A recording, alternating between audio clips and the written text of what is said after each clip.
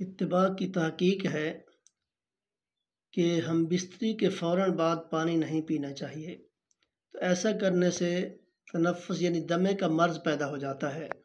اس لیے معدہ پر ہونے کی حالت میں بھی جماع کرنے کو منع کیا گیا ہے، کیونکہ جب معدہ پر ہوتا ہے تو جماع کی حرارت سے خشکی پیدا ہوتی ہے اور پیاس کا غلبہ ہوتا ہے۔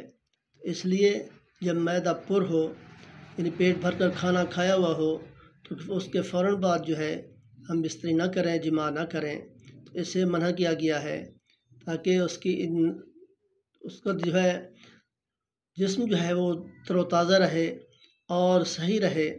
تو اگر ایسا کریں گے، فوراً پانی پی لیں گے یا معدہ پر ہو تو ہم بستری کریں گے تو اس سے بیماریوں کا خدشہ ہے، جیسا کہ کہا گیا کہ دمے کا مرض پیدا ہو جاتا ہے۔